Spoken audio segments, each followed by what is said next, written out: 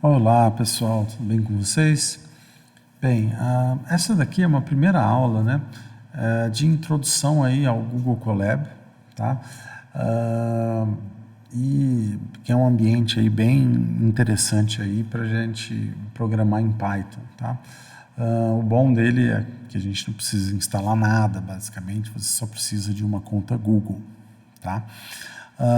Bem, começando então, basicamente aqui o que a gente faz é, você dá procura lá, né, procura por Colab, Colab, tá? E aí praticamente o primeiro resultado ali é Google Colab. Você entrando lá no Google Colab, ele vai te dar aí uma visão geral, algumas coisas, ele tem exemplo, aqui em recente ele tem alguns arquivos que eu já entrei, né?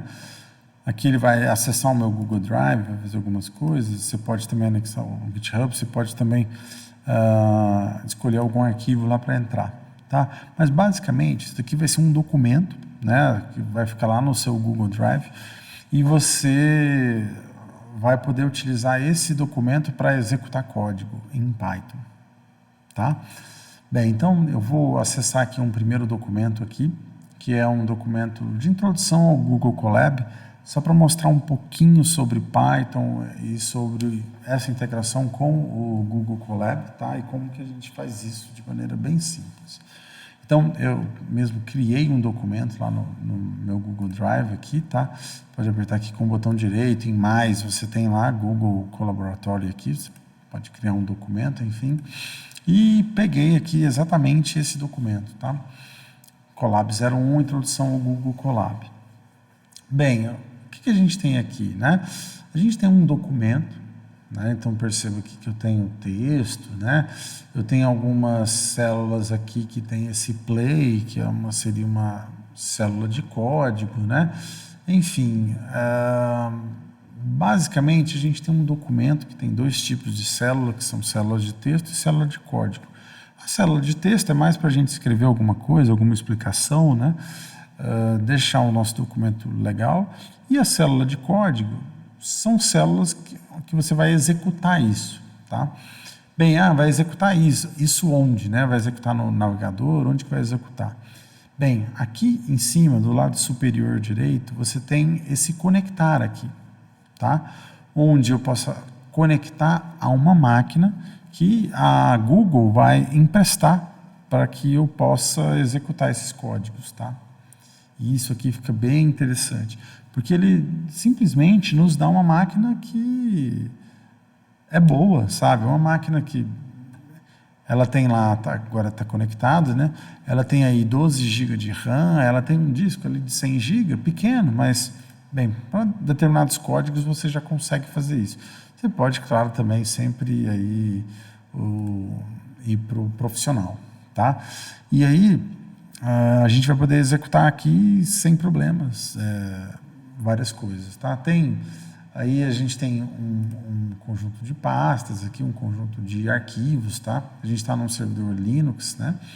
E, enfim, tem algumas coisas aqui do lado que a gente pode utilizar depois, mas basicamente a gente está numa máquina Linux, tá?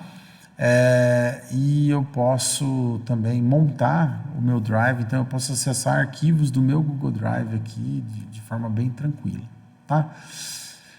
Bem, nesse ambiente aqui, o que a gente vai ter? Como forma eu já falei, tem células de texto, né, e tudo mais. Bem, mais para frente eu mostro um pouquinho mais disso, então só falando um pouquinho aqui de Python. Python ela é uma linguagem de programação que tem aí várias características aí que estão listadas, né?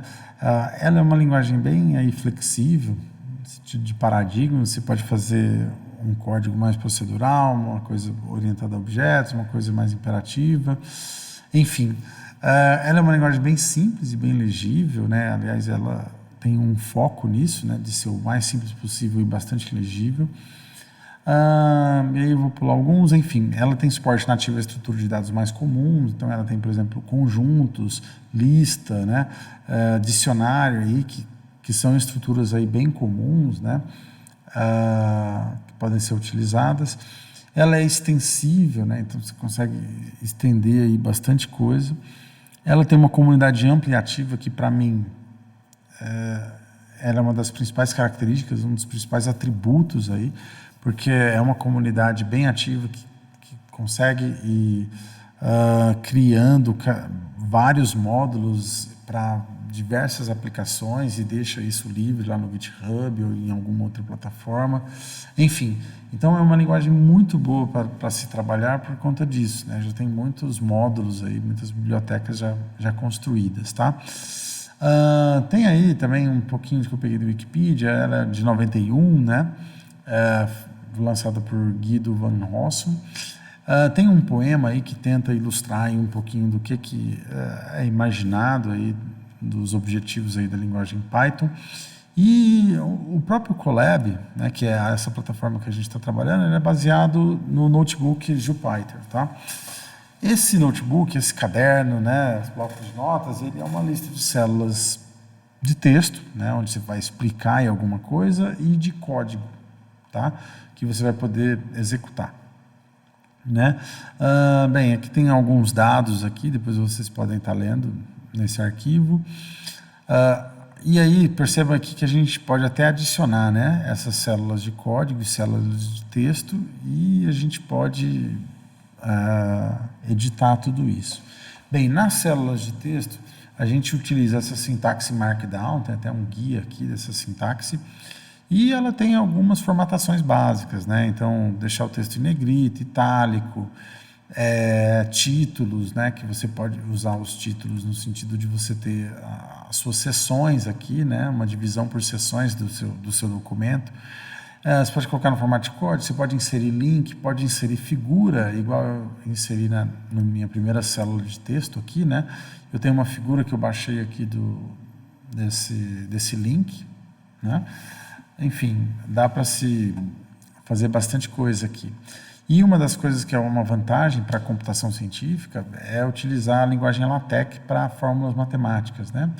E até outros tipos, outras formas também, parte de química, enfim, dá para usar bastante coisa aqui em LaTeX e as fórmulas matemáticas aqui a gente consegue escrever também. Na célula de código, quando a gente está conectado, a gente consegue executar, tá? E essa célula aqui em cinza é a primeira célula de código que a gente tem. Eu posso, tudo que tiver aqui com hashtag é um comentário. Comentário, né, é só um texto indicando algum aspecto importante, né, do que você está fazendo, meio que para explicar, né, o que o seu código está fazendo. Então eu posso fazer coisas como printar, né, como imprimir ou escrever um texto aqui. Então, por exemplo, essa célula aqui, ele vai escrever, matemática aplicada à engenharia, né, S2 ali ao quadrado. Então, essa planilha aqui, ela foi pensada para o curso de matemática aplicada à engenharia. Então, a gente tem aqui nosso primeiro resultado aqui da execução desse código, que é você printar. Aqui ele está printando um texto, né? Esse texto aqui ele é separado em aspas, né? Pode ser aspas simples, aspas duplas, e a gente chama textos, aqui a gente chama de string, né? É um tipo de dado que uma string é uma cadeia aí de caracteres aí que formam o texto. E aí a gente pode fazer várias outras coisas. Por exemplo, eu posso ter um input aqui. Então, esse comando input, ele vai receber algum comando do usuário. Então, por exemplo, qual é o seu nome? Ele vai fazer essa pergunta e eu vou escrever, né? Como eu sou o Márcio, vou colocar lá como Márcio, tá? E aí, perceba que ele vai dizer, olá Márcio, né? E aí ele vai acrescentar esse nome aqui, ele vai acrescentar, por exemplo, o texto 1, 2, 3, 4, 5. Então ele vai falar, olá Márcio 1, 2, 3, 4, 5. Né? Então aqui, quando eu coloco somando aqui esse nome, eu estou acrescentando isso numa string só. Né? Então ele está dizendo, olá Márcio na primeira e olá Márcio 1, 2, 3, 4, 5. Tá? Tem coisas que a gente pode fazer, por exemplo, que é concatenar alguns comandos um dentro do outro, né? Então aqui ele está printando, está imprimindo olá, e aí nesse nome aqui que era para ser colocado, eu tô usando a função input para gerar a minha string lá. Então, olá, qual o seu nome? Bem, Márcio, deixa eu colocar diferente, Márcio espaço Belo, e ele vai colocar olá, Márcio Belo. Perceba que ele aceitou acento, tudo mais, né? Bem, lembrando que aqui é só um overview, né? Estou só mostrando as capacidades aqui e o que dá para fazer no Google Colab, tá? Nos próximos vídeos eu vou mostrar aí outras capacidades de uma forma mais sequencial, tá? Bem, outras características, a gente pode fazer coisas como interromper o código, você tem atalhos aqui para você executar o código. Aqui, por exemplo, você pode usar Ctrl Enter para executar uma célula que você esteja aqui em cima, Shift Enter para você executar a célula e já ir para a próxima, Alt Enter você pode inserir uma célula automaticamente. Tá? Então, por exemplo, aqui Import Time, o que está acontecendo aqui? Eu estou importando uma biblioteca Time, relacionada a tempo, ele vai imprimir soneca, e aí ele vai tirar um tempo de 30 segundos, aqui foi o tempo que eu liberei, até o fim da soneca. Tá? Aqui, só para o vídeo, eu vou colocar 5 segundos, vou executar, se eu contar 1, 2, 3, 4, 5, ele vai colocar lá, fim da soneca, passou-se 5 segundos, tá?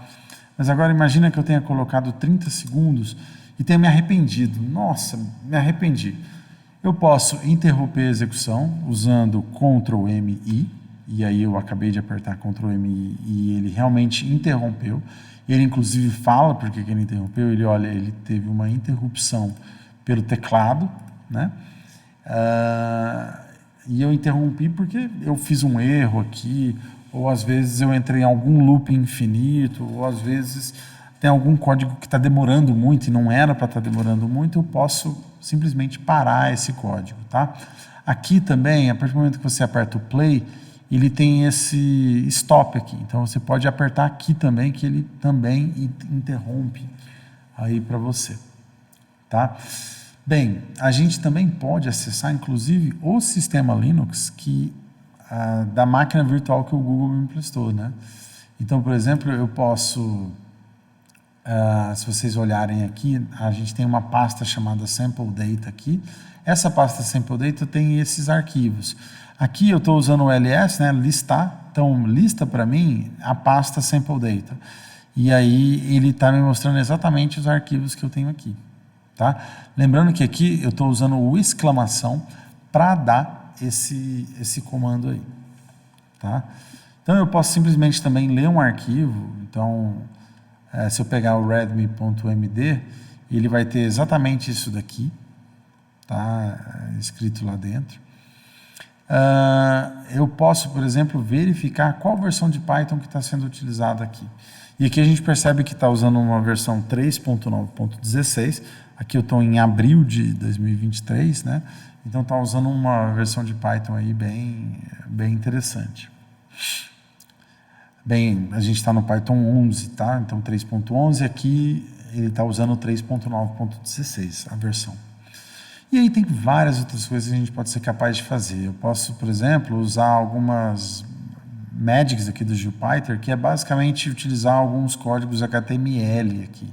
Tá? Então aí eu posso gerar algumas coisas bonitinhas para serem escritas, enfim. Dá para fazer, por exemplo, criar um SVG aqui, utilizando esse cara aqui. Então, criei ali um retângulozinho com bordas arredondadas, né? Um vermelho, um verde, com opacidade, enfim. Dá para fazer várias coisas. E bem interessante é que o Colab tem um recurso de autocompletar, tá? Então aqui, por exemplo, eu estou importando a biblioteca da matemática. E aí, vamos supor que eu quero aqui a hipotenusa de um triângulo retângulo cujos lados são 3 e 4. Tá? Então, o que eu posso fazer aqui é simplesmente... bem, eu teria que ter importado a biblioteca math primeiro. Deixa eu importar ela. Pronto. Com ela importada, eu tenho aqui que eu posso escrever math. E aí, ele me dá uma lista aqui de funções que eu posso utilizar, uma lista de funções dessa biblioteca.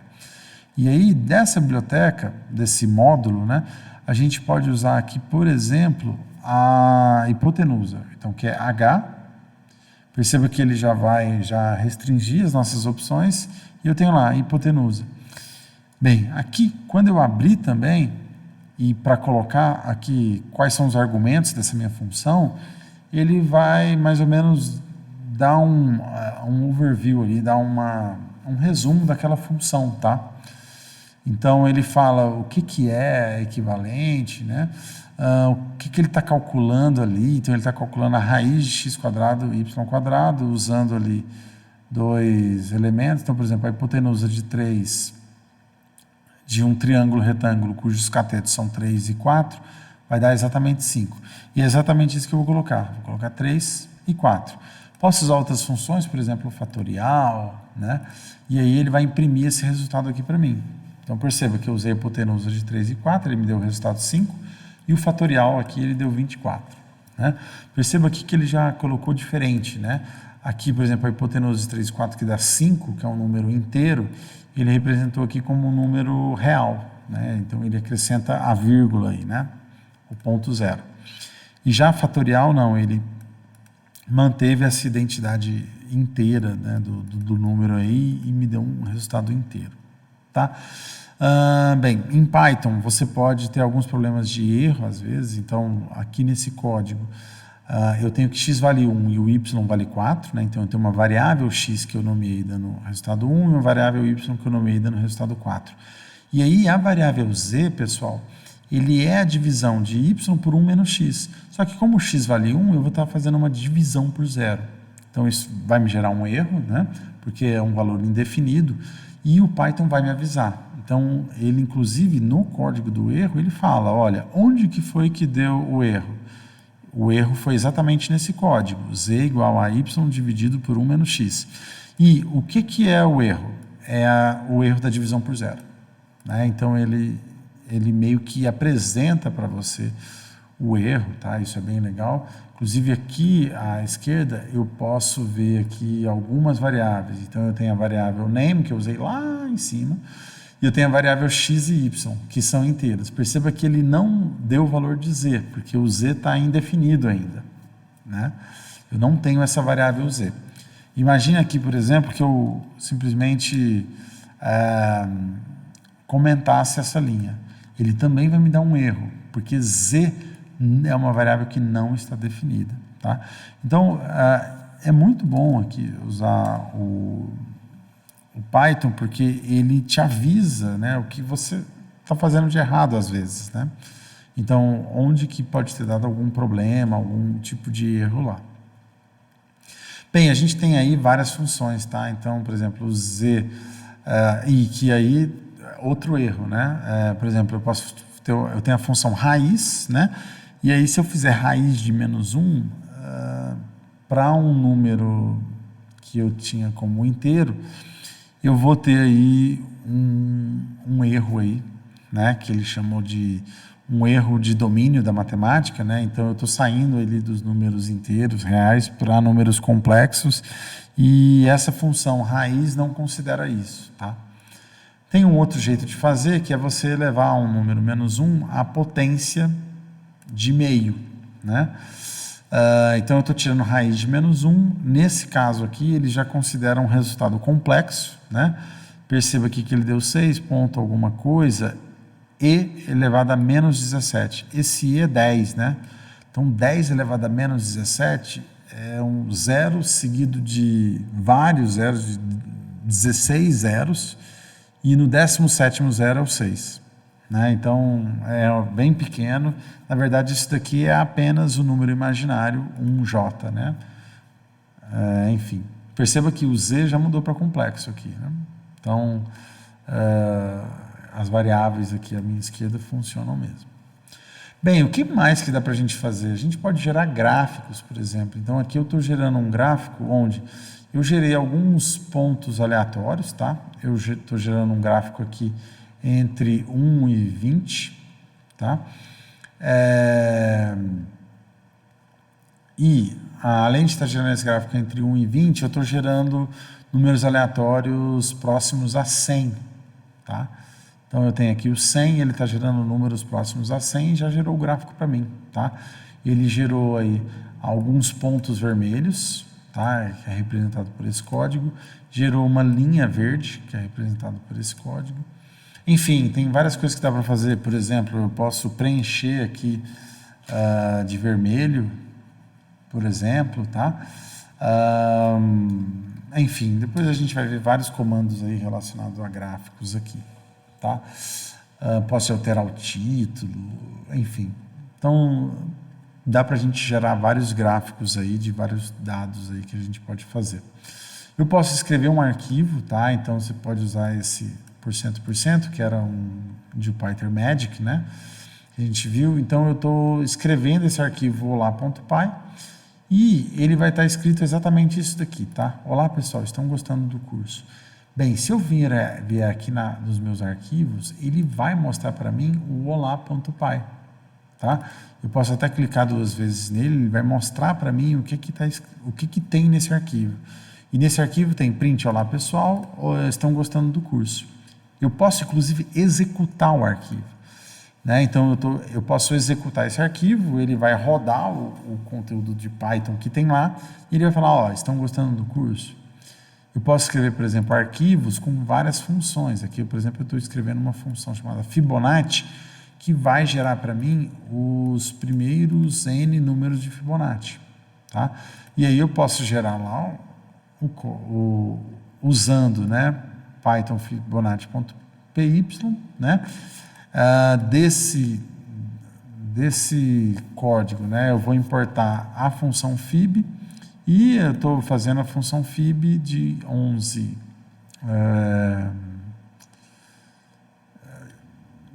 elementos, né? Então eu estou fazendo uma lista da sequência de Fibonacci até o 11º termo. Perceba que aqui já atualizou, tá? Eu poderia usar aqui para atualizar também. Mas Fibonacci.py é basicamente aquele código, né, em Python ali que eu estou executando aqui, tá? Posso usar também uma coisa que é muito legal, é a biblioteca de símbolos matemáticos, tá? Então eu posso importar essa biblioteca SymPy, eu vou escrevê-la como SP, então eu posso usar tipo um apelido para essa biblioteca. E aí eu posso colocar também aqui alguns códigos para ele soltar o resultado em LaTeX. E isso é bem interessante e aqui vocês vão ver mais ou menos para que isso serve. Então, olha só, X, essa biblioteca ela é uma biblioteca simbólica, que eu posso gerar variáveis. Então, eu estou gerando a variável X, que é o símbolo X. Então, se eu escrevo y igual a x ao quadrado, eu tenho que... O y vai ser exatamente x ao quadrado. Então, ele é aquela variável mesmo, né? O símbolo x ao quadrado. E com o símbolo x, eu posso fazer várias coisas. Por exemplo, a integral de x ao quadrado dx, com limitante inferior 0, limitante superior 1. Tá? Então, eu posso escrever isso como expressão. Isso daqui é uma expressão que eu estou escrevendo nessa variável int1. Tá? E eu posso realmente mandar ele integrar. Fala, olha, integra. E aí ele está integrando aqui, e esse resultado dessa integral é 1/3, tá? Eu posso também pensar em fazer a integral dela sem os... Eu posso pensar de integrar ela também. A função y, que é x², né, sem os limitantes inferior e superior, e aí a integral de x ao quadrado é x³ dividido por 3. E posso fazer várias outras coisas nessa biblioteca simbólica, né? Por exemplo, eu posso ter essa expressão aqui, né? x² mais x² menos 3x mais 2, e de repente resolver ela, né? No caso aqui para 0, encontrar as raízes dela. E aí ela vai encontrar as raízes para mim, tá? Então, enfim, a gente tem aqui no Google Colab uma ferramenta muito importante para a gente conseguir calcular várias coisas, né? Conseguir encontrar várias coisas aqui, seja ela matemática, seja ela de análise de dados, né? Parte gráfica, enfim. A gente consegue e tem uma possibilidade aqui uma quantidade de oportunidades e possibilidades gigantescas que a gente pode fazer, tá? E aí, para o nosso curso de engenharia aplicada à sustentabilidade, matemática aplicada à engenharia, a gente vai estar utilizando aqui essa ferramenta aqui para a gente poder modelar e resolver vários problemas, né? Então, para resolver uma integral, para de repente encontrar raízes de uma equação, de repente calcular e resolver sistemas lineares, resolver equações diferenciais, né? Que vai ser bem interessante, beleza? Espero que vocês tenham gostado, tá? E até o próximo código.